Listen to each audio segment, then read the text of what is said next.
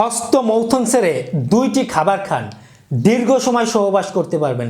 Penis অনেক শক্ত হবে, আপনি নিজে স্যাটিসফাইড যে আমার পেনিস অনেক শক্ত হয়েছে, আপনার স্ত্রী তো হবেই খুশি।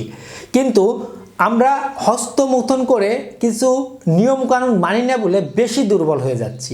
আমি কিছু টুকিটাকে আলোচনা করব যেগুলো একজন পুরুষ যারা হাতের মাধ্যমে হস্তমৈথুন করে বীর্য ঘন ঘন বের করে ফেলছেন, হুর হামেশায় বীর্য বের করে ফেলছেন। আমাকে অনেক বলে থাকে, ভাই বা স্যার আমি লং টাইম একাধিকবার দিনে আমি বীর্য আউট করে ফেলছি, এখন আমার বীর্য পানির মতন পাতলা হয়ে গেছে, দ্রুত বীর্যপাত হয়, শক্ত হয় না। এই সমস্যা থেকে পরিত্রাণ পাওয়ার বা সমাধানে কি রয়েছে, তাদের উদ্দেশ্যে 2টি খাবার আয়ুর্বেদ সায়েন্স মতে বা আয়ুর্বেদ শাস্ত্র অনুযায়ী আলোচনা করব।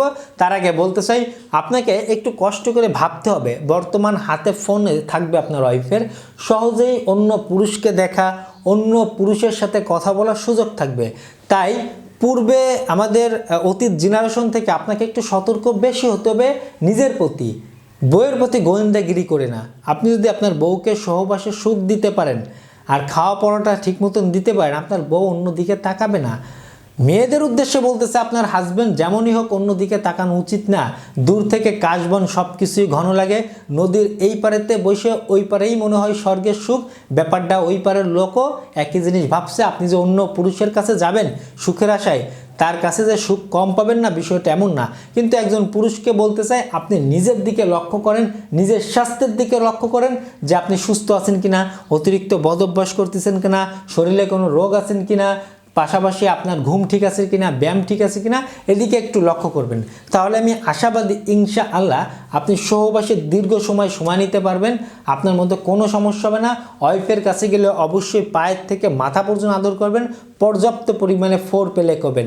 একজন মেয়ের বলা হয়ে থাকে শরীরের সব জায়গায় আদর করলে সুখ পায়, পেটের নাভিতে, ঘাড়ে, কোমরে, গলায়, বুকে ইত্যাদি বিভিন্ন জায়গায় আপনি আগে আদর করবেন, এরপরে সহবাসে যাবেন। দেখবেন, এটা হলো আমি আপনাকে লুকাই বলতেছি যে আপনি যদি এই আদরটা করেন না, অল্প সময় বীর্য বের হলেও আপনার ওয়াইফ কিন্তু সুখ পাবে, সে আপনার অর্গাজমে সুখ পাবে। তাই যদি দ্রুত বীর্যপাতের সম্ভাবনা আপনার মধ্যে থাকে, তাহলে আপনার মধ্যে পরিবর্তন আনতে হবে। আশা করি বিষয়টা অল্পের মধ্যে বুঝতে পারছেন। 2টি খাবার, প্রথম নম্বরে আমি টানা কিছুদিন 4 থেকে 8টি পরিমাণে 1 গ্লাস গরুর দুধের সাথে খেজুর মিশাই খেতে বলবো, তার মধ্যে 1-2টি কলা দিতে পারেন। এই মিল্কশেকটা আমি খেতে বলবো, চাইলে কিছু বাদাম দিতে পারেন। যদি খেতে পারেন তাহলে আপনার দ্রুতই এই হস্তমৈথুনের ঘাটতি পূরণ হয়ে যাবে।